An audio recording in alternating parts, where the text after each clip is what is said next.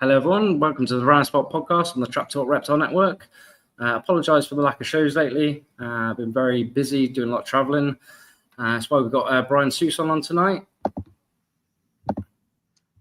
Bryan Suson's checking out his orchids. How are we going, mate? What's up, team?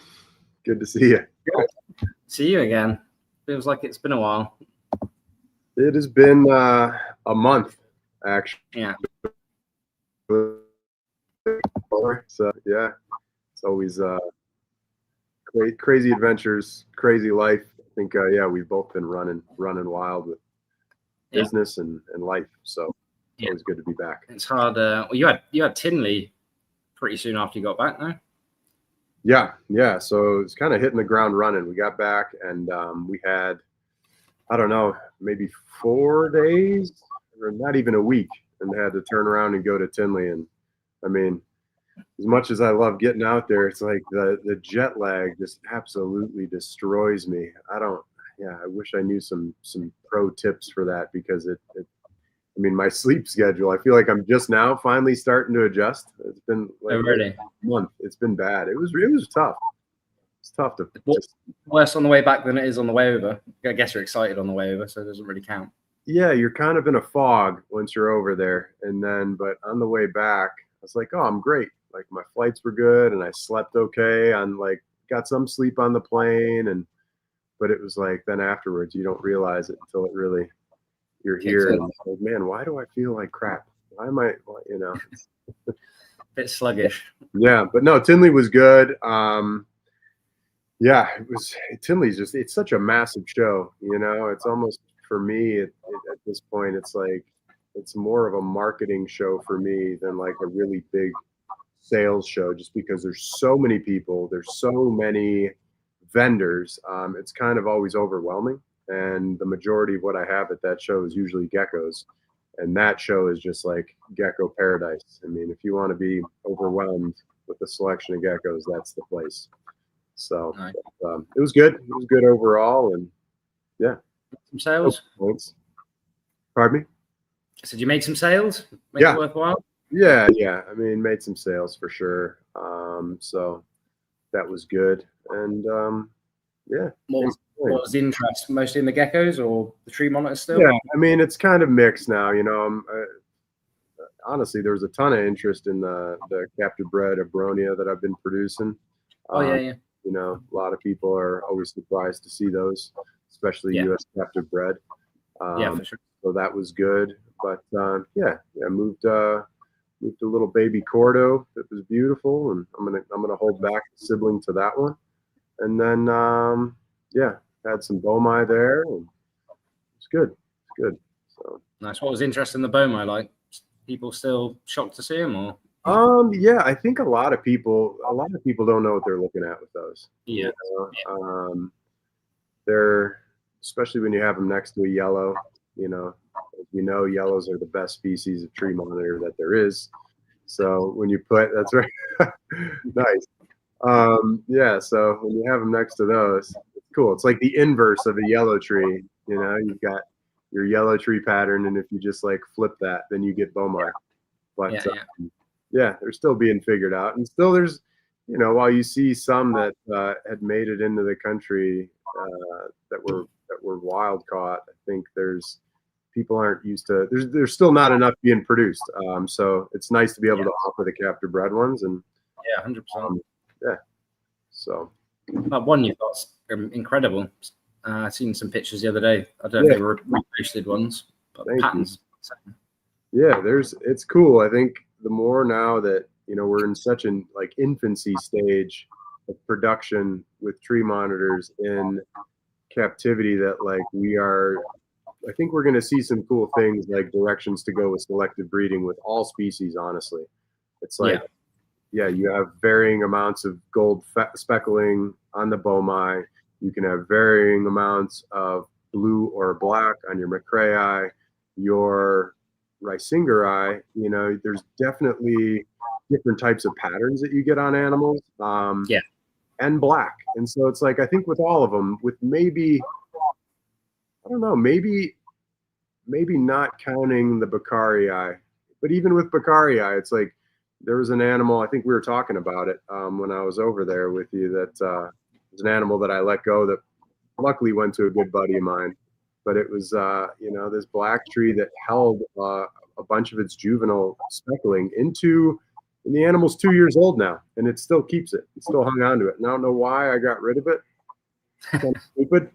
But it was like, I think my mentality was, if I'm breeding black trees, I want them to be black. I have golden spotted. So my golden spots, if somebody wants like a black base animal with some gold flecking, I'm like, then I was looking at this Icarii and I let my buddy snag it, and I'm kind of kicking myself for it. But anyway. And that was just from 2 just normal black ones. Yeah, I have the sibling to it, and the sibling's totally normal. Okay. So, but yeah, and then obviously, you've posted, your the Macraei that have varying amounts of green on it, and I know. Yeah, like you said with one with the black one in the blacks to be black, the amount of traffic or interest in a green blue tree monitor is bizarre. But yeah, I guess novel. Yeah, it's strange, and yeah, I mean, what's really crazy is like I think I had also told you this, but I had produced a blue tree that I had sold. I mean, I have all my parents here, which are textbook blues, and I had this customer of mine, my buddy Rumsey. He shot me a message one day. He's like, "Hey man, can you check this out? Like, what's going on?" And he sends me a photo of the animal that I sent him, but grown up. This was probably a year and a half later. And he'd sent me close-up shots of the scalation on the dorsal side of the animal. And, it was sure enough, there was green scales on there. And he's like, "What's going on with this? Like, you don't think there's any like crossing, like your parents are blue trees, right?" I'm like, "Bro, they're like textbook blue parents." And I've not, granted, I've only kept back a few from those pairings, and the rest I've kind of moved out and I've done some trading to get all the other bloodlines, but none of mine have that. And I had a conversation with him just this past week about it. I'm like, "Is that animal still got those green scales? How's that looking these days?" And it does. So I think there's a lot of cool opportunity for selective breeding with all these species. Again, we're just kind of scratching the surface with some of these now, and we'll see how it goes. So. Yeah, it's exciting for sure. Were Brandon's ones just blue that he popped out a green one from, or? I haven't seen the parents on it yet. I was talking to him about it. The parent was, I don't think it was as extreme as the one that you had. But that baby looks like it's on track to be as extreme as the one that you have. So I got to see those parents, but I believe they had some green speckling on the back, and but we'll see. I'm sure, we'll hear more about that with that project for him, and obviously with what you guys have got going on. But I'm keeping my hands out of it. I'm staying with blue blues. I don't have the space to bring on like a green blue project. I've got my hands full as it is. So typical in the reptile hobby, the thing that will happen is everyone will want green ones, and then we won't get any blue ones. So yeah, somebody's got to keep blue ones. I think it'll be that way. Somebody wants greens, there's a lot of cool green projects out there. 3 different species of different looking green ones. Exactly. So, sweet. Yeah. So, do you want to get into the trip? It's going to be a bit awkward because I've only got one screen, so I won't be able to see you when I pull the pictures up. That's fine. You don't need to be looking at me anyway. So, yeah, do you want to just explain the travel over from America, how you got over? It's a bit of a mission for you to get over. Obviously, comes to the farm first. Yeah. So, where do we begin? Yeah, I remember I think we were talking about the possibility of this trip right after you had first gone to Batanta. And we were, I was really chomping at the bit because, again, yellow trees are my favorite species. It's kind of what started it all for me. And to have that opportunity to be able to see them in the wild was kind of like a pipe dream. And then obviously you had gotten that trip going, your maiden voyage out there, and did some reconnaissance. So yeah, to be able to kind of to jump in on another trip out there with you was definitely really, really cool. But man, what a fog, because from here I had to go from Western North Carolina. Well, I left from Charlotte to LA to Hong Kong to Jakarta. And this time I'd spent a couple days with you at the farm just to decompress, which was the way I do it from now on. Yeah. Is to have some there. But it's crazy to get to Mosul is like serious dedication, because then from Jakarta we connected, went to Sarong, spent a day, had to leave at a crazy time for this ferry that, this ferry ride is like a 10-hour ferry ride, and it leaves at night, and you're in this, I don't know, the ferries over there are my least, aside from the jet lag, it's my least favorite part. Those ferries are kind of gross. It's like, not the most sanitary, and you were right on the way over to Mosul. You pretty much fell asleep as soon as you got there. You laid your mattress out on the floor in that air conditioned room. Yeah, which is very, very suave for the boat that you're on. But for sure. I mean, that one was not as bad. The ride back was worse. Yeah, that was brutal. But it's long. I mean, it's like, basically for the viewers, it's like you've got this 2-tiered ship with 2 stories. Down below, it's mostly cargo. Up top, you've got 2 sections. This outdoor section, which I know you're very accustomed to, but I can't deal with, as Chris knows, I was always bitching at him the whole trip. Both trips I've been there, I'm always bitching at him about smoke from smoking. And I'm a non-smoker. So in the outdoor section, Indonesia, it is like commonplace everybody to be smoking. And, whatever, call me a Nancy. I get headaches from it. And so, like, I try to avoid it. But then you're in this, like, air-conditioned room sounds nice, but that's also where the toilet is. So it also kind of smells in there. But we made it. We got there. And it's worth it. It was, it's an experience. When you go to some of these places, it's like, you're a rarity if you're a white person, and especially a tall one. So everybody kind of looks at you crazy. So I kind of just hid in the little area. I think we all got to sleep. It was pretty clutch to have little air mattresses in that section. But yeah, so you take the ferry, and that's an overnight fiasco. And then we get there, and then we've got to get to our destination. It's not like you just get to Mosul and then you're where you need to be and go out. It's like, obviously you had done some groundwork in figuring out our contact over there, who essentially was a gentleman who knows the island, knows everybody. And when you have a connection like that, it's like traveling to Papua, and why I think it's been such a hard thing historically to go there is it's all about connections, right? It's like you have to know someone who knows someone who knows someone. And there's a lot of places around the world that are really remote that have amazing herping that you can go to that you kind of don't need that. But Papua is designed very differently, and Raja Ampat, as you know, I'm just talking to the viewers.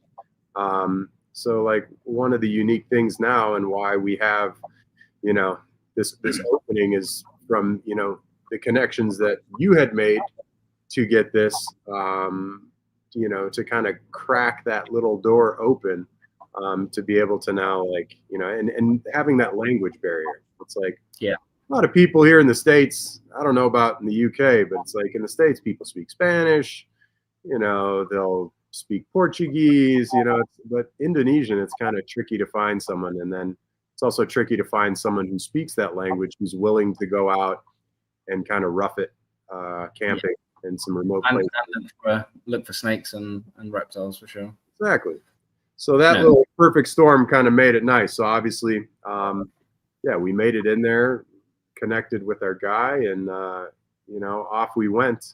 And then it's just like, it's always a journey. It's like, and it's kind of cool now too. Like, it's cool to be in kind of on the ground level, on the past 2 trips that we've been on, to like go to, you know, kind of doing like the primary reconnaissance of like going up to the village, gaining permission, seeing if we can get into this place or that place. Like that's something that we've done now on the past 2 trips. It's like we could have gone to our final village destination, and maybe we would have been declined. You know, maybe it's not a guarantee. The Papuan people are pretty resilient, restrictive about who they let on their land. A lot of the mainland Papua, they don't trust Bule, which is, you know, white people, because they go and end up mining the land and taking all the resources. So yeah, he's got every right for us just 2 random white guys turning up saying we want to just photograph lizards. Usually they think, well, yeah, these guys are probably not over here just to photograph lizards. They want something else. So yeah, we've been extremely lucky. Some villages, like I said, in Missoul, we didn't have, when I went on my first trip, didn't have as a welcoming party, and so it can happen. But yeah, we've like between me and you and Udi, just sort of laying out and then really respecting and you know, showing the people the reason we're over there. And involving, a lot of it's to do with involving the village people. So even though we've got our own guides or our own, you know, people that we bring with us, we always, you know, will employ a couple of guys, which you have to anyway, because we just get lost in the forest, not knowing where to go. But I think that helps a lot, just, you know, giving a bit back to the communities as well. It helps. It definitely helps. And I also think that it's like, it's kind of become like a non-expected favorite part of mine. It's like, I don't know. I think about in Waigeo, any of the spots we've been, with the exception of one. I can think of one spot where I was not happy to have the guide with us, which was in Salawati. That not my favorite human, but everybody else, man, that we've picked up along the way, it's been really cool. It's like they're fun people, and yeah, they add character to the trip, where it's like, as much as I love our team, it's like it's cool to bring in those dudes, because it's like, it's unexpected, interesting things that are they got new stories, new myths, tales, whatever you want to call it. So, it's just, you gain a lot of insight, and just cool people, like the dudes and Waigeo that we were with were just like really cool guys, and I really enjoyed the folks in Missoul. So cool. So I think the first bit of the leg, we went to the guy I'd met before, where I'd found the rising guy I found, and we got to his house. We stayed at his house for one night before going on to the next village, and we did look around the similar sort of area. It's not very good habitat around there, really. It's sort of been taken over for gardening, for substance for the village. I showed you the spot where I found that one eating a Kalia skink in the coconut trees. Yeah, it was super hot. I think we did find a few bits, and we must have gone herping that night as well. Just see if I can pull up any pictures. Oh, the Jobiensis was the first monitor we got to. Do this. All right, has that worked?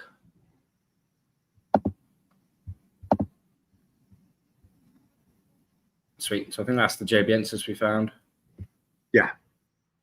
In Missoul, pretty close to the village. That's the one that was sneaking around the tree. I'd walked straight past, and then you called me back for that one. Yeah, that was a cool one. I think that was their first. Was that that might have been the very first monitor of that trip for sure. Yeah. And these are very, very typical of the stuff on Missoul is pretty much the same as you'd get on mainland Papua, just from how it was. Obviously, during the last ice ages, it was joined with the mainland Vogelkop sort of area. So the species and the look of a lot of the stuff on Missoul sort of is similar to Salawati and similar to the Vogelkop as well. So pretty standard looking Jobiensis, not like the ones you get on Batanta that are pretty different. Yeah, that was a cool one. It's just so cool through being from, so much of my past travels have been in the the New World, like Latin America, and it still just trips me out every time to see a monitor like walking up. And all the Aussie people are like, yeah, whatever. It's so cool. Some more pictures up. Yeah, it's going to be a bit stop-start because I have to go through these.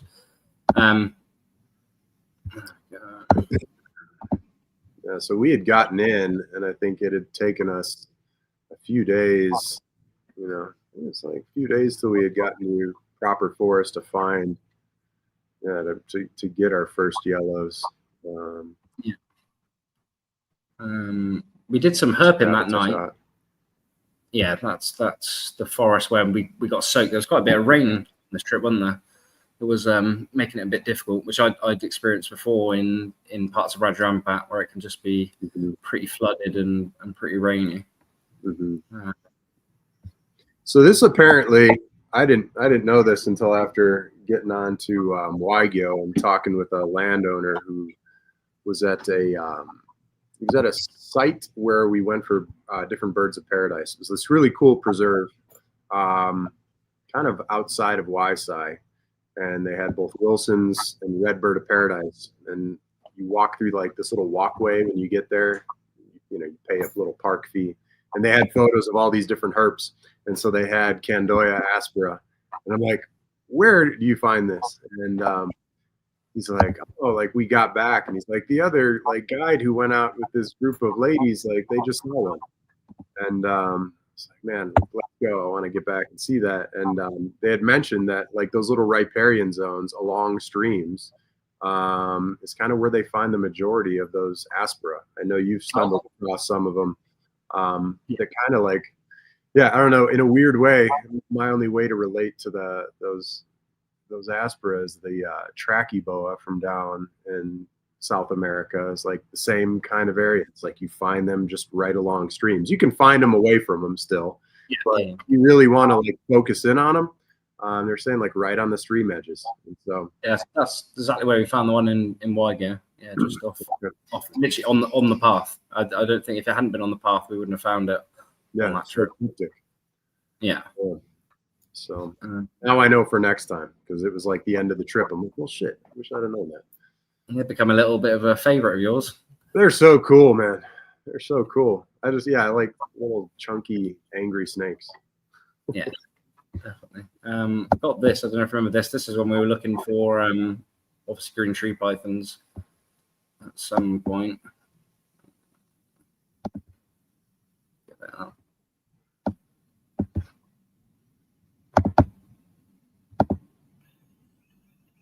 That's a jobiensis just out sleeping out in the open on a coconut tree. Yeah, that's cool. That's so cool. Pretty big one.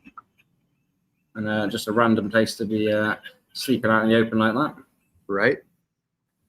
Yeah, I bet you there's very little information as far as monitor roosting sites.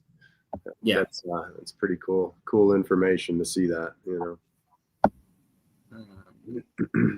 I think that was the only thing. We got a lot of bugs. I get you're a bug man. Probably they're not even bugs, are they?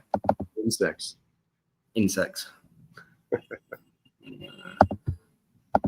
Yeah, very heavily insect in that first spot we were with. I couldn't believe the amount of katydids, stick insects, other beetles and stuff. But yeah, this one was a proper bug. That's serendipity, I presume. Yeah. Yeah. So I mean, the cool thing about anywhere in the tropics, you're gonna have high diversity, usually high biodiversity. This is a species of cerambycid, so longhorn beetle in the subfamily Prionine, so Prioninae. And basically, if you ever see longhorn beetles that are like super jumbo, have their mandibles that are facing forward like this and not facing down, that's what puts them in that subfamily of the Prionines.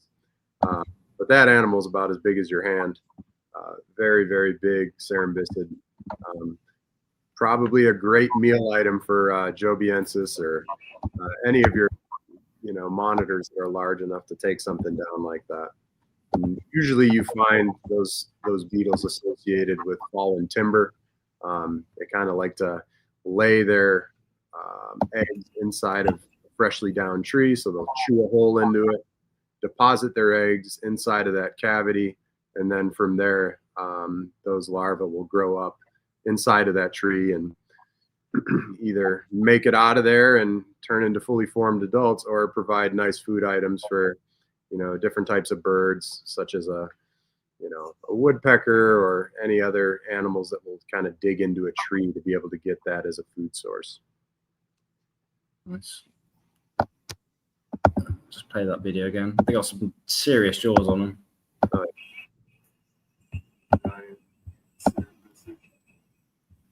And a lot of these too, which you can't really hear in the video, but they'll make they stridulate. So they basically will make noises either with their legs or their head. They'll rub their head against that neck segment down below the head, which is the pronotum, and they can rub that together, and it makes like a squeaking noise. So when you grab them, they're squeaking. But pretty cool beetles. Yeah, definitely. Yeah, I'm always interested when you point them out to me. So, yeah, they're fun, man. They are cool. It's yeah, no. Did we get any snakes that night? Didn't see anything. Just geckos and bugs on that joviensis, I think, on the tree. Yeah, I think we went through a pretty a dry spell at the very beginning. Yeah. As far as with snakes, it took us a bit, and yeah, because that first night we did get some rain on us when we were out there, but mostly insects, and I think we got a pretty cool Applin frogmouth, which is a neat bird. A massive mouth, kind of resembles an owl, but yeah, still cool to be in that habitat. When after you're traveling for 5 days, it's like, I think it was 5 or 6 days after leaving here to get there. That's how long it takes when you're actually in the forest. So you're always pretty hyped up for that first night of getting out and just, to be able to see anything, even cool insects like that, or, whatever it may be. It's just knowing that you're in the presence, in the habitat of all these amazing herps. It's exciting. So it kind of gets the juices flowing, and yeah. Good first night either way. Good first night. So we did one night there. Like I said, where I'd found the rising gry before, but I knew it wasn't very good habitat. And then I'd heard of a village that I hadn't been to a bit further around called Ackery. I think that's where we headed to the next day, wasn't it? Yes. Or we stopped at an in-between place. Remember that crazy spot that we got out that was super mangrovey? So we looked there first, then we continued on to the next spot. Yeah, that's it. But that day was kind of a blur to me too, because I don't think we found much that day.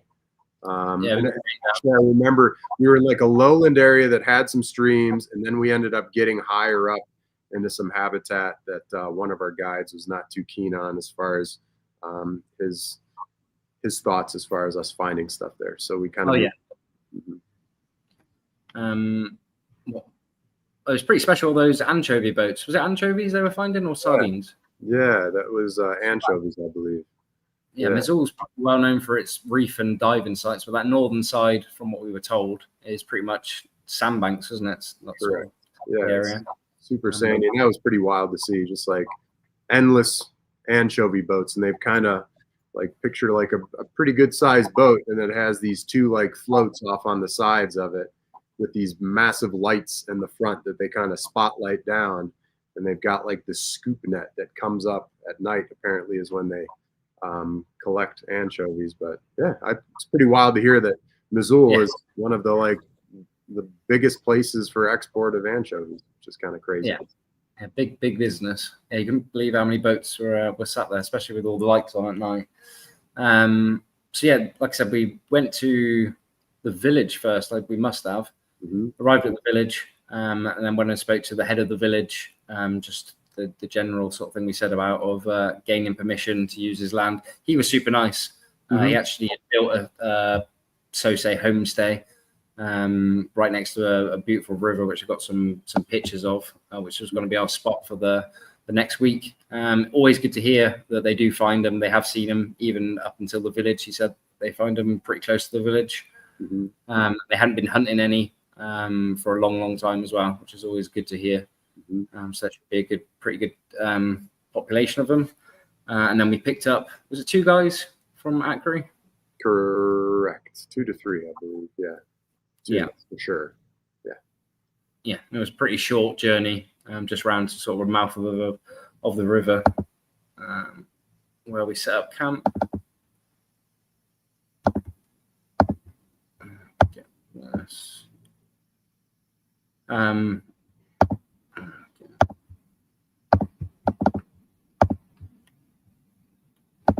So again, I think we were spoilt on this trip compared to other trips of having a beautiful shelter, nice area.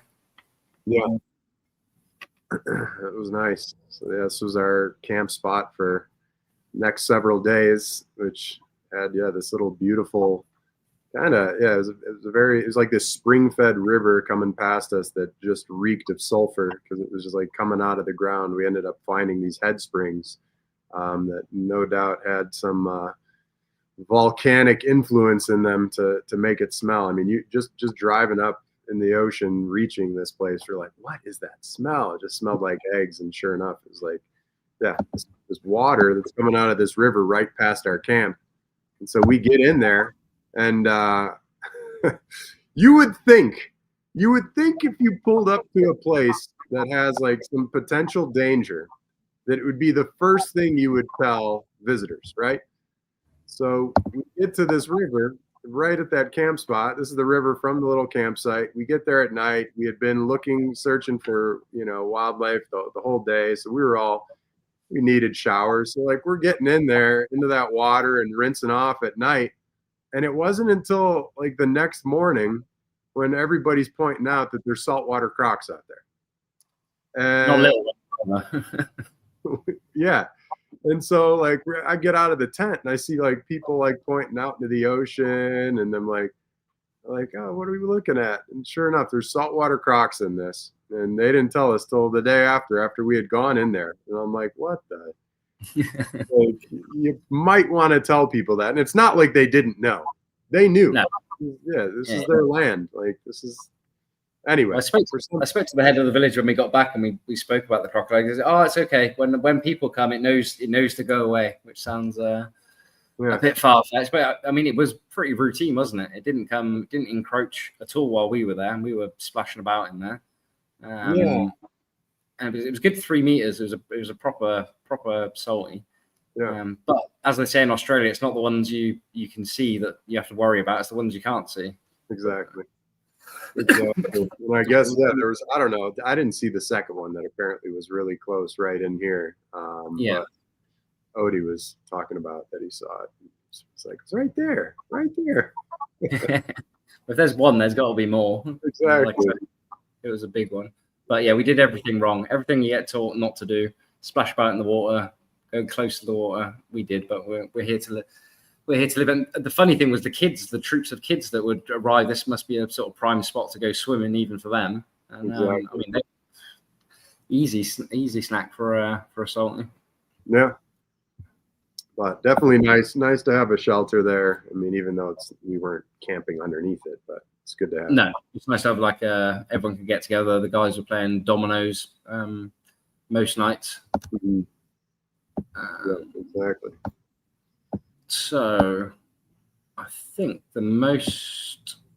obviously the whole time Bryan hadn't found a green tree python, which I was like, I assure you there's you're going to find green tree pythons, all just because I've been swamped with them on previous trips. But as soon as you say something like that, they tend not to show themselves. So we went pretty hard.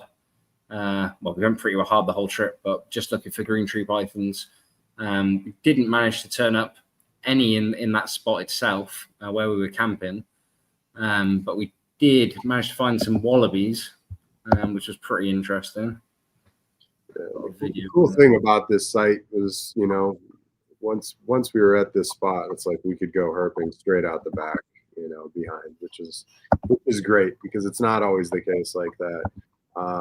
Some of the forests that you enter into can be pretty dense, and so to have some sort of trail system that's already been in place is definitely beneficial. And upon being on the system, we were able to see some cool stuff like this wallaby munching down. That's cool footage. It's a show and phase. I actually thought they were dogs. I just see we were obviously eye shining at night for snakes, and I just saw 4 pretty light, obviously reflections coming back. I thought they were just some locals' dogs, which I was pretty worried about because the dogs can be pretty aggressive over there. They just didn't move. And I called Udi over. I was like, "What's that?" And he's like, "Oh, wallabies," which I didn't even realize or didn't even think that would be on Missoul. Yeah, cool to see. So that was really cool. Yeah, they definitely, you know, the species that's there, they're pretty interesting looking. The face was very different from what, you know, some of the wallabies you'd see in like Australia. Obviously a different species, but their face was almost like a pig-like nose on them. Yeah, not the most beautiful creature. You know, yeah, like a really weird little snout on them. And not afraid of humans at all. And folks over there on Missoul hunt these things. So when they hunt them, it's like, you know, shooting fish in a barrel. I mean, it's easy pickings. Yeah, I literally, like one of the last nights there, I walked up like I was 10 feet away from one and it didn't do anything. And yeah, when they hunt them, that's they hunt them. They get them. Which that trail that we had been on, it's like this, it was kind of this, it was like a little game trail that we were walking along, but you know, there was obviously some animals that cued in the wallaby's presence. We got, you know, got a cool video of one of the predators that was right there, right here. That is in situ. I walked straight past it because I was looking for green tree pythons, but that's literally exactly how we found it. Yeah, that was cool. And that's literally, I don't know, like a meter away from the trail with its face pointing right towards the trail, easily within striking distance. And I think the first wallabies we were seeing were using that trail. So, yeah, you know, and that animal, that was a good size animal. They have no problem putting down one of those wallabies. And, you know, the interesting thing too about this scrub is like, you know, you hear these stories about small, like you occasionally hear stories about people getting killed by a large python over in Indonesia. And you know, it's such a foreign idea to us. And we think, how the hell, how's somebody going to not see a 20-foot python? Like, how do you not see that? And it's like, it's crazy because this really cast some insight. While that animal was not a 20-foot animal, it was still very large. And you would think like, oh man, you see this snake right here, there's no mistaking it. Like you're not going to walk past that. But this animal is literally in like some ferns that were maybe a couple feet high. And all that takes is a little bit of ground cover to completely camouflage that animal's body. And all you see then is just that head sticking out, and pretty incredible. But yeah, I've got some better videos of it. 2 seconds. And again, it's like, you know, I don't think I've ever, you know, you hear about scrubs having attitudes. Between the few barnecks that I personally have gotten to interact with now, and Raja Ampat and Papua, and from some of the King Horneye that are over in Australia, I've never met a mean scrub in the wild. They've all been chill, like never thrown strikes. So it's kind of cool. A big old beast, and super gentle, never threw a strike. And keep in mind now, the whole time while we're working with this animal and, you know, we're checking it out, got some videos, got some photos, and obviously put it on its way back into where it was. The landowner in the background, while we're checking this thing out, is freaking out. Climbed up a tree, is screaming his head off because he's so scared of the snake. It was comical. It's like, you know, when you're around someone who's laughing their ass off, and you can't help but laugh even if you don't know what's going on. was kind of the effect. I'm just sitting there like, this guy's screaming and laughing the whole time while we were checking this thing out. Yeah, he couldn't believe his eyes, could he? But yeah, that shows once they stretch out, you can sort of see how long. It's big scrub. Yeah. Beautiful animals. I think that was it for that night. Maybe it was really scrub heavy, wasn't it? That area we were in was super scrub heavy. I did find another one, but I don't think you were with me. I don't know if, well, there was the one that Nat spotted that night. Yeah. And then I think there was another one that I know you had mentioned you guys saw. Yeah, good spot for scrubs. Good spot. I think we had gotten not on. Maybe it was on that night. We had gotten that Lophosaurus dilopus. We'd gotten. I think in some of my photos, I got some videos or photos of those. We had also got Cerdodactylus iriangiensis. Yeah, I got those. So yeah, that was the other one. I don't think you were with me at that point. No, I was not there for that one. But yes, the iriangiensis are really cool. Where's that video going? Yeah. I can't believe these aren't more popular. I don't know why you're not working with these, to be fair. Which, the iriangiensis? Yeah. It's like a dude, give me another building. Come build me. Get Bun to come fund me a building over here, and maybe I will. Get me some employees. I just think they're amazing. They're like naturally beautiful. They're like they're like a proper gecko, like a good sized gecko. They are cool. Not at all aggressive, really. Not like a tokay. Right. Yeah, they're amazing. I bet they're pretty cool too. I bet they come out quite a lot because we always see them, perched up, sort of head down. Obviously, they must be ambush predators at night. Yeah, eating katydids and other insects. I'm sure they'd be a really good display animal if you get them to come out. Yeah, at night at least. I'd be curious to know what they do during the day, where they're hiding. But no, I've thought about it. It's just a matter of space, my friend. Of course. Can't all be in Indonesia, I suppose. That's right. But they are cool. Yeah. And you don't really see a lot of people with them. Be curious. No morphs. That's the problem. No morphs in them yet. Get an albino one and then everyone will want them. These are incredible. We found a few of these, didn't we? These are Lophosaurus. There we go. Yeah. It's always nice to see those. Yeah. So, these animals are always on really good sized branches.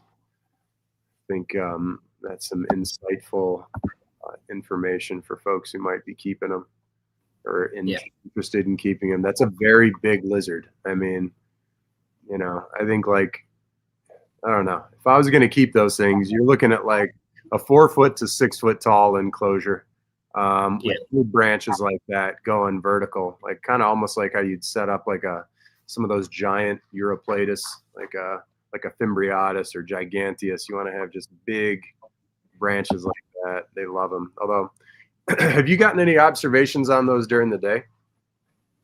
Yeah, we keep them at the farm. They just don't do a lot, mate. Have you seen have you ever seen those out in the wild during the day? Yes, yeah. Just literally what they're doing there, but not sleeping, just awake. They can be pretty high up. Yeah. Actually, we found lots on that spot where we first went to in Missoula. We found that one Risingri, but we found about 4 of them. Pretty dry forest where those ones are. But like I said, that habitat's been smashed. They've had a fire there and quite a bit of cutting in that area. But yeah, some of them are pretty high up. But yeah, just sort of sitting on the tree like that with his eyes open rather than closed like you find them at night. Yeah, probably just running the tree trunks for insects and being territorial, whatever they do. Yeah, they just sit and wait. I think they see a bit of movement and then jump on them. Right. Really, really good display animals in captivity because they sort of sit out a bit like a green tree python. They'll sit out all the time, and there's not many lizards that look like that. That's like a proper dinosaur. Yeah, they're just their size is incredible. I don't think people realize how big they are. I mean, it's like Yeah. I mean, they're damn near like a tree monitor, it's a big animal. So yeah, those are always cool to see. So anything else you can think of? Lots of scrubs, like I said, those Dilophus. Yeah, there was. Yeah, then we had the night where we hit it big with snakes. We got Go into that. Yeah, can jump into those. So the first one, which we didn't ever manage to get any pictures of, I don't know if you managed to get, was Ikehika, Micropechus Ikehika. I think that was the first one. We went to a new spot. We took a boat and we'd sort of smashed the area. Although it looked really good, I thought that road, sort of that game trail where we found that scrub python would have been ideal for green tree pythons. Lots of, I've seen lots of small marsupials through there, sort of micey sort of things. Lots of low-hanging branches. I smashed it. Everyone got a bit annoyed with me. Nat got annoyed with me because I just did my method of Dan Natucci. He says he just smashes the boat. I've yet to find one like that where I've just been walking and managed to spot one. Seem to spot one a bit more looking around. Maybe I just haven't got the method that he's got. But yeah. I don't know. We had an army of people. It's not. I don't think it's the method. I think So what Chris is referring to is just like basically finding a trail and just covering ground until you basically spot one. And it's not like it's easy if it's 1 to 2 people on a trail. You can still overlook stuff. You're looking left. And then all of a sudden if you're 20 feet ahead of me and I'm looking left in the same spot, well, now you've got a whole section on the right where there could be one sitting there. But we had like 7 people. We had a lot of people. We really combed that area heavily. So I don't think it was like, it's just the way it was. These animals, from what we've been told, seem to only come down into that hunting position low to the ground when they're hungry. So there could have been a couple there that had gotten food, recently and just didn't come down. But it did seem like a really good spot, the habitat was great and you could cover a lot of ground. And we were going through multiple different habitat zones, like even further down, you get into these areas where we're just these really nice breeding pools for frogs. So if you're like an amphibian head, it was just a total paradise for that. You just have tons of stuff that was calling in there, keelback snakes hunting in there. Really, really special area, but no chondros. Yeah. When you're looking for them, they never turn up. That's the problem. That's right. But we got one. Yes, we get one. So yeah, like I said, we moved to a new spot.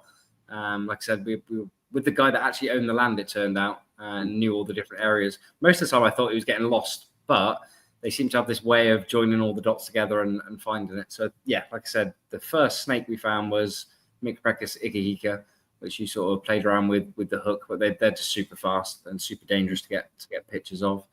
And then another Dilophus. And then I think the main one we got a double header, didn't we? We got the this one here.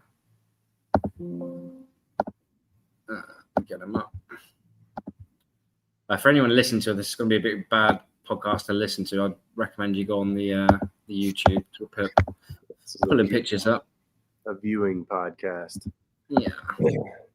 That's a beautiful D'Albert's python, which is a first for you, and just a second for me. They're pretty common throughout Papua, but I mean that's a proper impressive snake. And literally, 3 foot away from that was a massive Ikehika. So we might have saved this one from getting eaten, maybe.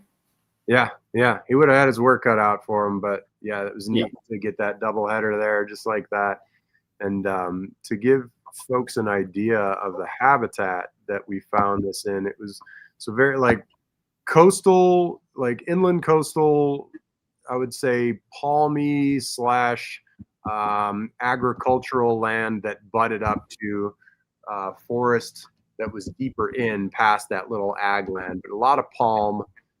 In the habitat that we found, that D'Albert's and that Ikehika, and then later this green python, not what you would expect as far as like, we weren't in like some primary forest at this point. This was like kind of in from this little palm kind of dominated section and kind of ratty secondary type forest.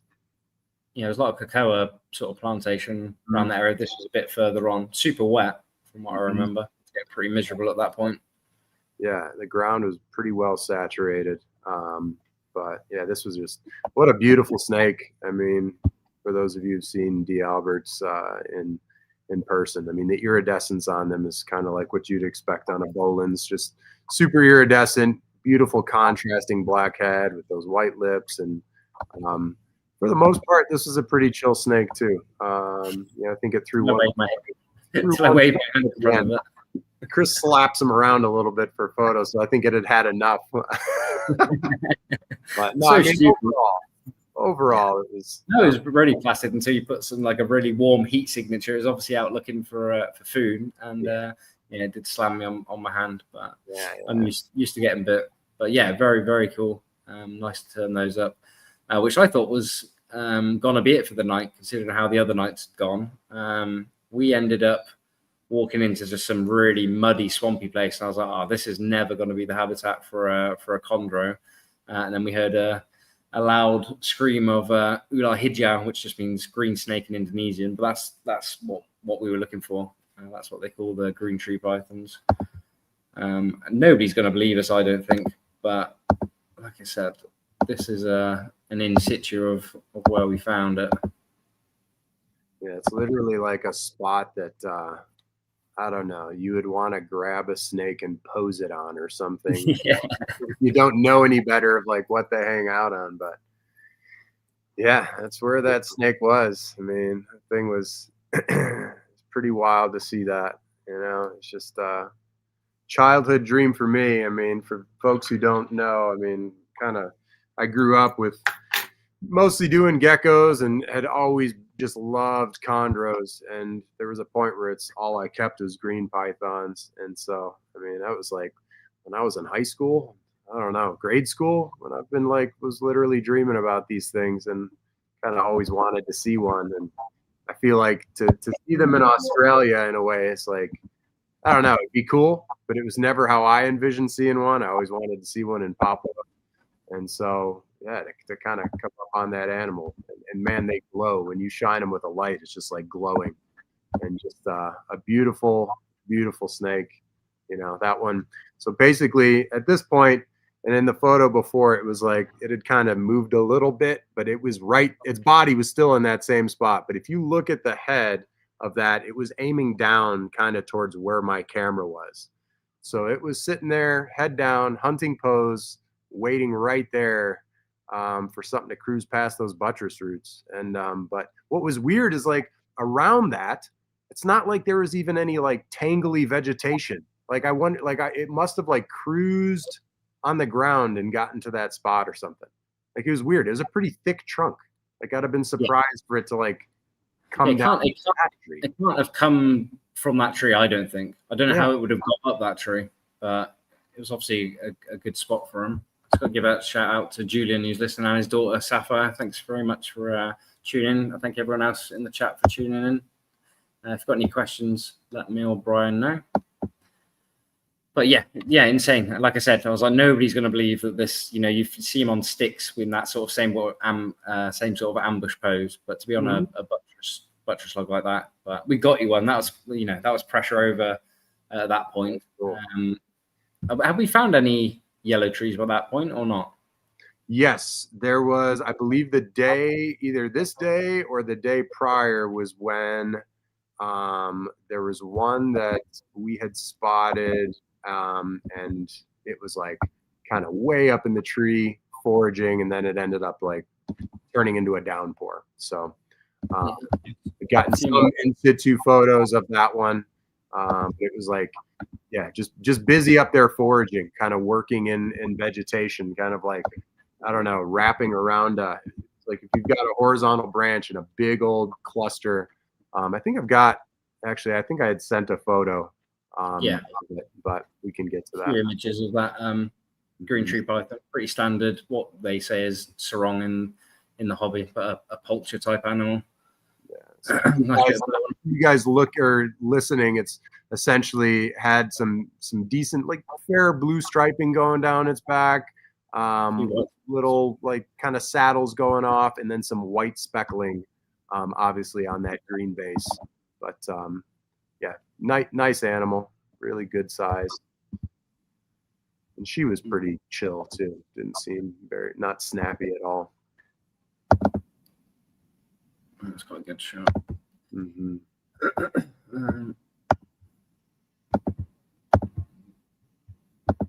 Yeah, that's one up. Yeah, and so that was after we had gotten the D. Alberts, we had gotten the Ikehika, and again, just this kind of degraded habitat that wasn't, I don't know, it wasn't the best. I mean, there's parts of it that were beautiful, but kind of closer to the ocean, it was, cultivated land. But, just really swampy. Really, I was like, "There's no way we're going to find." I think I said it before we shout out, which is usually sod's law. There's no way we're going to find a green tree python in this. And, we did. So yeah, and that photo too, right there, you guys can kind of see some of that blue dorsal striping with little intermittent white flecking going down. But it's just a massive buttress root. The thing's just sitting on top of. It was crazy. Yeah, very, very cool. So yeah, we got that ticked off. That took off a lot of pressure on that. And like I said, I think you found. I wasn't there. I was pretty bad luck. I'd taken a lady into the forest when we weren't married, so all the luck had run out for any time I was in the forest, apparently. But you managed to find that rising gray. Find the picture, mate. There we go. Yeah, that was hilarious. Over there, it's like pretty conservative values for all of you. Yeah, just to paint the picture. And so, they're like, from the guides to everybody, like, obviously Chris has been with some of these guides on multiple trips, and all of a sudden he shows up with a lady. You're like, oh, like, who's this? Like, wait a second, she's here with us and they're not married? Like, oh no, they must be married. Like, this is not good. If she's here and they're not married, like that's not good. And they're like, oh awesome. Man. So and get them out of the forest, get them both out of the forest, which believe it or not, seemed to work, to be honest. Every time I was tired or I'd got lost and gone back to the beach, you guys seemed to turn stuff up, which I was stoked about. But yeah, there's something to these little myths and stuff they've got over there, their little folklore. So this was the first yellow that we had gotten. And again, the type of herping that you do for tree monitors is unlike any other type of herping that you do. It's more likened to birding. You're taking, very short steps, moving extremely slow at a snail's pace and listening. And, this animal we cued in on this animal after we were literally sitting on logs, taking a break. And we had heard just the ever so slightest bit of rustling. And, sure enough, what you're hearing is these animals' claws either hitting on the trunk, or in this case, that leaf litter that looks dead is actually this type of fern that grows out there that will have a bunch of like kind of overlapping leaves that kind of just are stacked on top of each other, moving almost in like a serpentine way, going along a trunk of a tree or a branch. And then it sends off these shoots of green growth. So this animal we had gotten cued in on because it was hunting this particular patch of this fern. And it was, just working the spot over and over. It would dig its face in there. It was digging its claw in, prying, and then would kind of go up and leave that spot for 2 seconds and then come right back to it and just start working it over and over again. So it was pretty cool to kind of see this animal hunting. Didn't actually see it grab anything, but it kept going to the same spot. There was something in there that caught its attention and, was definitely cued in onto that prey item, whatever it was. So fun, really cool to see it work that. And I mean, just an incredible specimen. I love the ocelli going down the back. That's kind of like my favorite look on a yellow tree, when they've got those little ocelli, those little kind of circles going down the back. And just, it was fun just to sit there and observe it and watch what it was doing. So really cool first observation. So, neat animal. So I think that leads us on to the second one, basically, mate. Again, I wasn't in the forest. I've been banished. So you guys, I don't know the story. He was napping on the boat. Well, the guide was really good. The guide that had found that one, you told me had spotted that one, was the guy I went with the next day. I was like, oh, okay. Yeah. I keep getting lost and just go around in circles, which you tend to do in the forest.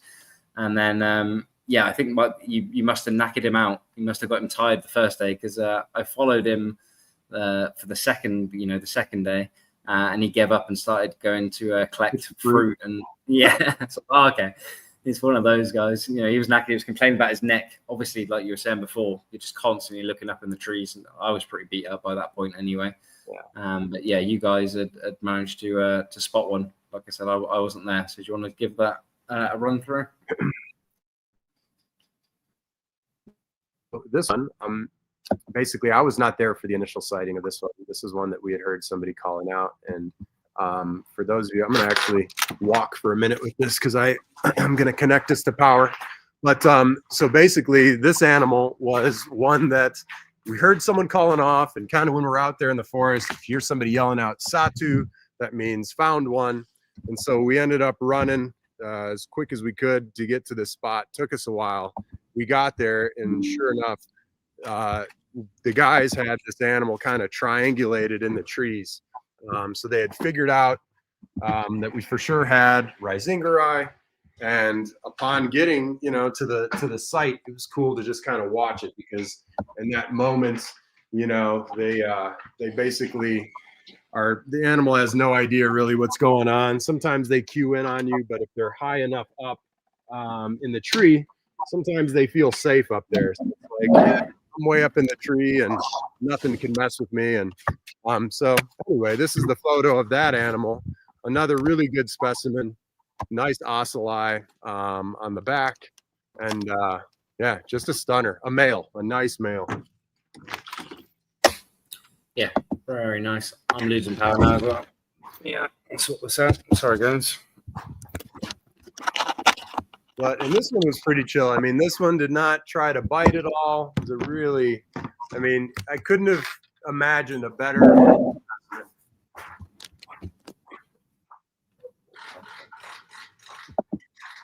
Yeah, pretty typical of the wild ones. You've seen a lot more yellow than we seem to get in captivity. It was a super really nice yellow one.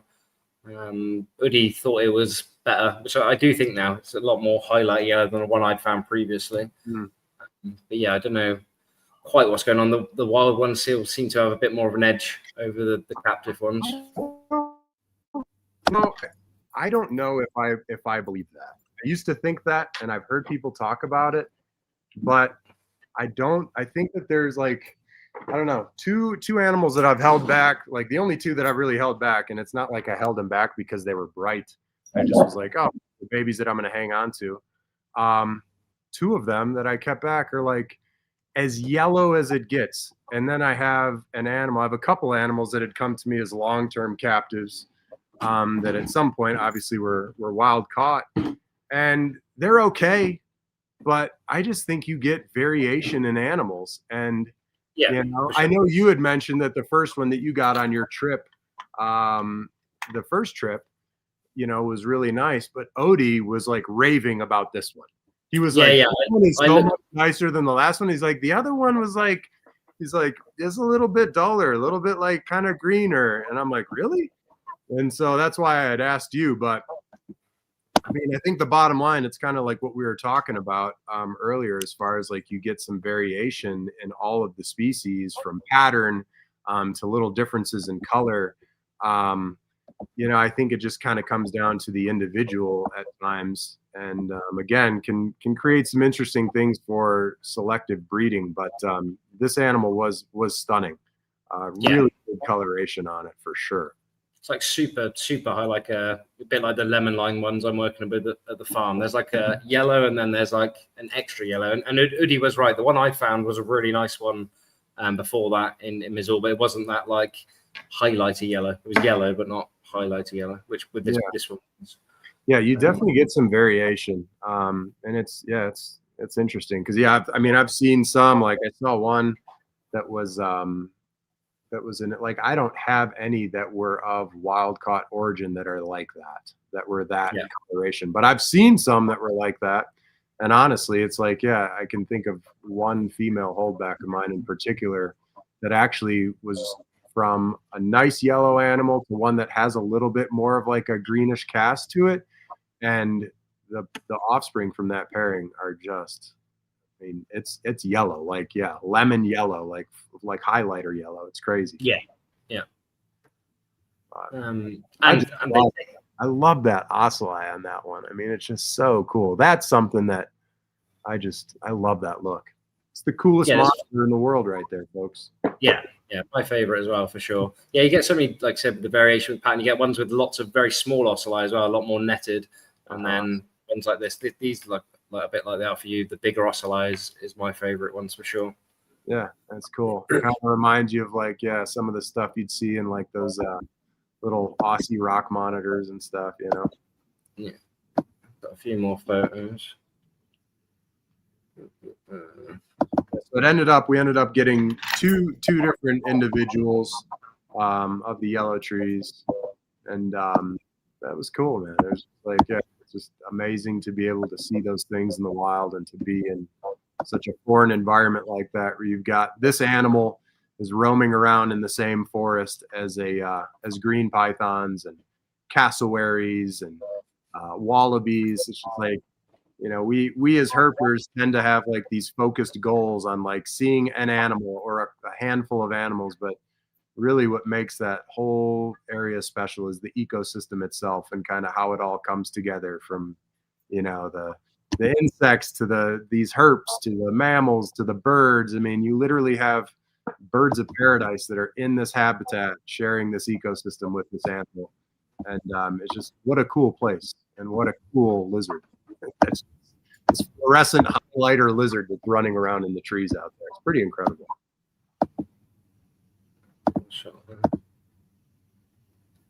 Yeah, it doesn't even do it justice to the photos, to be fair. It looks pretty washed out on that one. But yeah, really nice. Yeah, that's just a stunner. Very. I can't think if we got much else after that. That was that was like the heavy herping. And then after that, I think we only had a couple days in Missouri, so we had kind of started working our way back after that point. And I mean, we were pretty pumped about having that big snake night and then getting the yellow trees. So targets were achieved, and then I think we kind of started working our way back. At which point, I know you had business to tend to and get back home. And so at this part of the trip, I went with Ode, who's our translator guide there on the right. And I went with him onto mainland Papua because we really wanted to spend some time there and chase some more birds of paradise. So get your burden in when the non-birders left, you can get your burden in. Right. Oh, I got a crazy story for you, dude. I almost got into a fight with a guy at a bird blind. Oh, you told me, but you okay. I want to share that sunset. It's one of the best sunsets I've seen over in Rajarampat. Like I said, these photos don't do it justice again. But on that jetty, you got all the kids fishing for barracuda and stuff, and then these beautiful sunsets. That was a nice way to end that trip in Missouri. Yeah, that was really nice. Good sunsets for sure. It's one of the nice hidden perks about going out there. And you know, a lot of the habitat that we're searching for tree monitors is usually kind of coastal. So we usually get to end the day near the ocean to see some nice landscapes and sunsets. Yeah. So do you want to lead us on? So from there, we kind of worked our way back. We took the ferry back to Sarong, at which point I went with Odie to a site that was just outside of Sarong, about an hour and a half outside of Sarong, called Alagufuk. And that is a known spot for a lot of good birds of paradise. They had lesser bird of paradise, magnificent bird of paradise, red bird of, or no, not red. This would have been king bird of paradise, and 12-wired bird of paradise. So they had 4 species minimum, 5 if if you count magnificent riflebird. So 5 species of birds of paradise at this next spot. And they had all these areas pretty well marked out. So they know where these areas are for these birds of paradise. You know, and the beautiful thing about this is because of the birds that are there, that forest usually is very well protected by the locals, because they know by having birds of paradise on your property, having spots that are these known display sites, those areas need to be protected. And because they're protected, obviously everything falls under that umbrella. So really good herping spot. A lot of cool herps there. We ended up getting a lot of good frogs, some pretty cool snakes. Nothing crazy as far as, you know, on the python front. But I did send, I don't know if you could pull up some of those photos that I had sent, Chris. Yeah. We did find a cool crown snake, this little elapid, that I didn't really understand fully what it was at the time. I knew it was venomous, but did a photo shoot with that and had Odie sweating pretty much as I was working with that one. Did you send that to me? I've just got birds, mate. And it should be in there. There should be one of should be just like the headshot of the snake, unless it didn't come through. No, but yes, we got a nice crown snake in there. We got some really good frogs. We got some dendrolaphus, some more of those tree snakes, but no pythons. Was really hoping to get a popwing python there. They had photos from that site. I mean, there's a really good potential for a herping site. But kind of at the remainder of the trip, my focus was to get birds of paradise. So yeah, that was kind of the focus on the remainder of the trip for me, and kind of knocked it out of the park with those. So I got to see all the species as well as their displays that they do. So straight out of planet Earth. Sorry, man, just looking for this picture of this snake. No, I haven't got it. Got an Aotilla on here and a green tree python. Okay. No yes, you have to. I'm gonna have to guess which bird you're on about. You have to just pop them up, and I'll kind of go through them. And there's a couple videos that'll show some of the displays.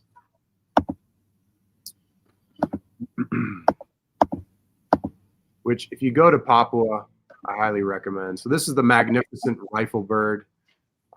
This is the one that kind of chucks its wings up over its head and kind of flips one wing down and the other wing up, back and forth. This is the male. They've got that blue breastplate that you really can't see unless the sunlight hits it, similar to like a hummingbird. And that mouth is just bright. But these had already, you know, we didn't see a female come in with it. With these apparently had already mated. If you see if you can zoom in on that slide that scale to the right there, see how that looks. Yeah. This is a photo of a photo. So some of these bird of paradise shots are photos that I took of my camera photo. So not the greatest resolution, but this bird right here is one of the most iconic sounds that you will hear in the forest in Papua. When you enter into a forest, you know, the birds, I feel like, really give it the character. You could not care about birds at all, and you're there just for herping. But one of the coolest experiences is hearing the sounds. And this bird, the sound that this bird makes in the forest is so good. It sounds so jungly, so foresty, like rainforest. It's just like this. Yeah, I highly encourage you to look it up. A magnificent riflebird, and listen to the calls of it. It's just so cool. Gives it a neat feeling. So we got to see these. Then we got, let's see what else. And I think I have a video. Maybe there's a video of this. Yeah, that's what I just have to get.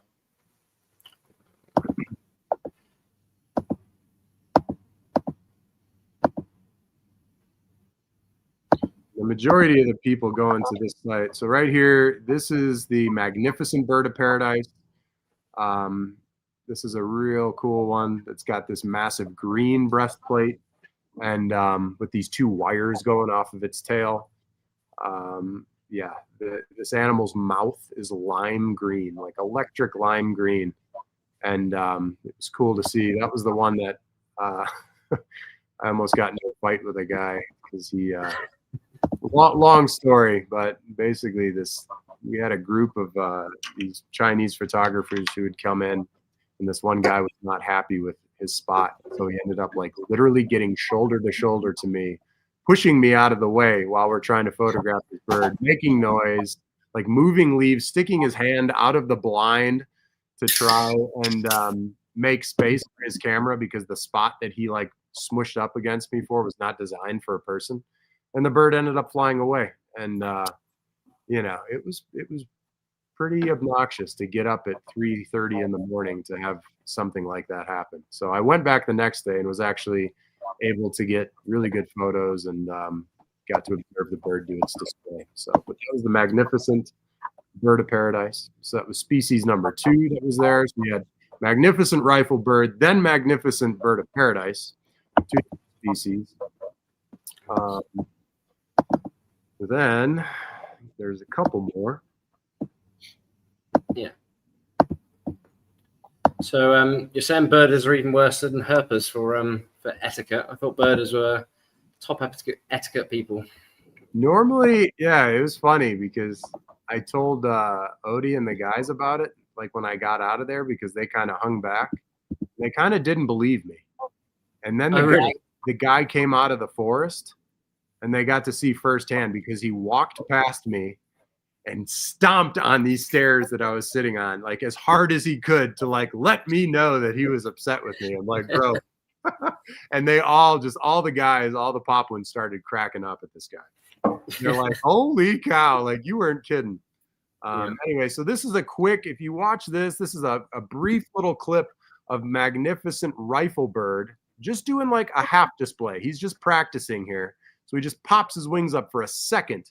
And if you, you know, you can either YouTube it or if you've seen it on planet Earth, but this bird will sit there with those wings up above his head and just kind of flip them back and forth to the female. But yeah, you'll see right here, he gets super low and then bam, he'll just pop up like that. So he's kind of showing off those breast feathers and opening his mouth. And yeah, it was pretty neat even just to see the small little glimpse of that. So that was that for that species. I think there's only 2 others, which would have been the lesser bird of paradise and then the 12-wired. Should be one video of the 12-wired and then just a photo of the lesser. So right here is your 12-wired. These guys are like a canopy display. So this is a branch that's way up above the tree line. And he's just going to sit there and kind of wag his little tail feathers, which are just these little filaments, back and forth at the female. And he'll kind of hop all the way up to the branch. And then, you know, the female was there to get him to do this, as you'll see right here. See, he's kind of wagging boop, back and forth. And then he'll just kind of come down, and he's got these feathers around his neck that he just kind of flattens out like a plate and is doing this little head bob to the female and kind of chased off. So that was fun to see. That was a wild species that I never really thought I'd get to see in the wild either. So, and then the last one are the lesser bird of paradise, which are kind of when you think about a bird of paradise, is what we mostly envision. Crazy, wild feathers going everywhere. And these guys have these lek sites. So a lek is kind of like a communal display where there's multiple males displaying at once. And that's him in the middle. He's kind of chucking some feathers up over his head. These, unfortunately, I was photographing from underneath going up. There wasn't like an eye level place to photograph them. But then on each side of him are females. So you've got 2 females there that are checking him out, doing his thing there. But yeah, so those were the birds of paradise that were at this site. And after that, you know, we had a couple days, so I decided to handle some unfinished business. Shot with Ode back to Waigeo to see the Wilson's bird of paradise, and you know, was able to get some photo. That's another lesser right there. That's the male displaying. They're just beautiful birds, and a lot of the locals will actually use those feathers in you know, for decorative purposes. So they do hunt them, not at this site, fortunately, but kind of across Papua. Birds of paradise are targeted for their feathers, and they're used in ornaments for headdresses or ceremonies that they use. I think that's it. That's all the photos I got of birds, right? So I don't know what happened to the last one. I do have this, which I don't quite know what it is.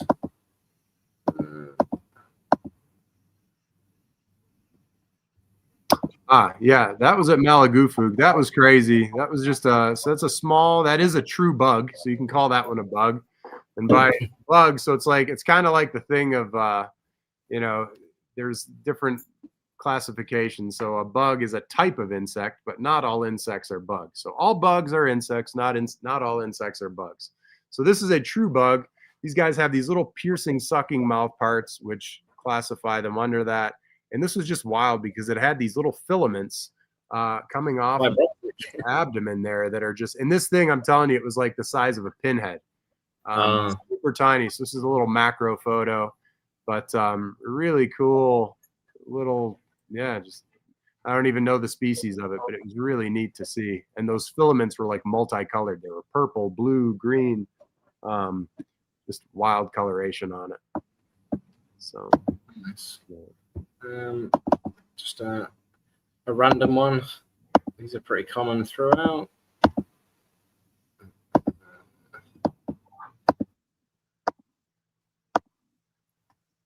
What time is it over there for you? Pretty late, mate. On 12:30. It's a little emerald tree skink there. Yeah, these are more like the ones. Well, obviously you get on mainland strong. They change as you go around a bit. In the area, you get sort of different patterns, don't you? It's another one that would be interesting to run some genetics on. You've got all these different populations of each of these species that we all clump together as one. And this was on Missoul, so that is not from Papua. That's in Missoul. Yeah. And I hadn't seen them with that back pattern. I don't think we had seen them like that in Waigeo. I think Waigeo are completely green from what I remember, or maybe just a smidge of rusty sort of color on them. And then, like I said, the ones we got on the farm from Slayer, they've got like speckled back pattern of black. So yeah, they're just so different and from such different ranges. It's got to be sort of a species complex. I would have thought that someone needs to sort out. And for you guys keeping these, the majority of where you're seeing these animals is on like one main central trunk, right? So they're on a big fat tree, and they're kind of running up and down this tree. I mean, you can see them on some horizontal branches going off, but the majority of these are on like a big central main trunk. So, again, for those keeping, if I was doing it, probably give them a larger cage with vertical posts like that to be running. And that seems to be always where, I'm seeing them when we're out there. Yeah, definitely. This is cool. This little yellow tree kind of running off, taking off up the tree there. And this was right where, that's kind of like the habitat right there where that animal was hanging out. It's kind of cool just to see him taking off like that. Very cool.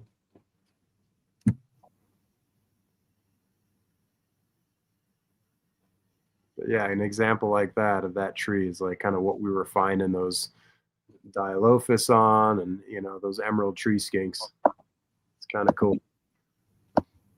But yeah, I think that was mainly it, man. Yeah, it was a good trip, and it's awesome being out there, and again, good work doing a lot of the groundwork to kind of get some of those areas sorted out, and it's always an adventure, man. So and less eventful from last year. You got home and everything was right this time. That was the big no hurricane. That was nice. So, and now it's cool too, because, again, like we had mentioned at the beginning of the podcast, and kind of, to be out there from last year and kind of going to some of these spots and sorting out like, oh, well, where are we going to stay? Okay, well, we'll go here and we'll set up camps here. Like, some nights you're like literally sleeping on the beach in front of a village and there's dogs, taking craps right next to you. It's like now, after having been on these, it's nice that like Ode has like he sorted out spots now that like he has been able to establish with the locals that like, okay, next time we come, we're going to stay here. And so it really has paved the way for more of an ecotourism point of view, and to kind of have something that's established. Because it's like with him doing tours and bringing people over there now, it's like it's good for him to have that laid out, set up. Oh, we can set our tents here and go straight back in the forest, and we can look for this. We've already got the permission handled. Like, so it's nice that, you know, he's kind of taken that ball, run with it, and established a good relationship with these folks, because, you know, that's really one of the best things about him is he's a good talker. He's a good negotiator. He's very chill, and is just an all around good dude. So, you know, for anybody who is listening to this and is thinking like, man, I'd love to, like, you know, go see this, like, well, you now have a framework that has been set up for you that is, you know, beautifully run by a guy. You know, granted, you got to be comfortable with camping, and again, some of the downsides, it's like you're seeing all these photos of these cool animals. Like, the thing that you're not knowing is, like, you're getting covered in bug bites. You know, there's like little chiggers that you're getting hit by. There's mosquitoes that you're getting hit by. It's hot as can be. You're sweating bullets. You know, it's not the most comfortable. You're not staying in a 5-star resort, but as long as you're comfortable being in a tent, you know, Odie at Raja Ampat Herping, great guy. Couldn't ask for a nicer guy, more even-keeled, calm human being who really just wants to please. And yeah, I mean, finding Odie was what a gem of a human being. And he's the best. Yeah, he's got these spots now that people can go visit. So pretty awesome. 100%. Yeah, everyone give him a follow on Facebook. Like I said, if you're interested, he posts lots of cool photos now. I think his photography is even getting better. Yeah, which is nice to see. But yeah, Roger and Pat Herping. Like I said, all that money, me and Bryan or nobody else gets that. Most of it goes back to the communities. And there's a sort of important announcement we've got coming up of some of the work that we've been working on the last 4 years that I'll let everyone know about. That's sort of directly come about from these sort of trips, and the money that's gone into these trips has sort of helped fund this next project. But yeah, I think that's it. Bryan, anything else you want to get onto? What we've got coming up? Any shows or anything? No, I think we're good, man. It's just you know, the normal grind here. So we're coming into fall, and it's going to be getting cold here. It already is getting chilly. I mean, it's like, yeah, but no, it's good, man. It's good getting out there, and yeah, it's always fun, and I appreciate you having me on. And yeah, man, I hope you have a good rest of your stay in Bali. Yes, mate. Yeah, all good. Yeah, back to work tomorrow. But yeah, thank everyone for tuning in again. Sorry, I haven't been very regular, but got to do these sort of trips and then bring you a bit more different content. Got a really good show lined up next week. I hope you guys, 2 weeks time, that I hope you guys will be excited about. A guy that hasn't been on any podcasts from Australia, so that'll be a cool one. But yeah, thank you very much, Bryan. Anyone wants any geckos, tree monitors, anything really good captive produced sort of stuff in America, check out Sundown Reptiles. Always got really good stuff on there. The Palmer Street stuff looks good as well, mate. Your auctions and I stuff. Appreciate it, man. It's cutting out. I'm only hearing bits and pieces. But yeah, you guys can find me on all the different socials, and yeah, I'm on Palm Street now, which is always fun to hang out. And yeah, man, thanks so much for everything, and thanks to everybody for joining in. Excellent. Cheers, guys. Thanks for tuning in. Thanks, Chris.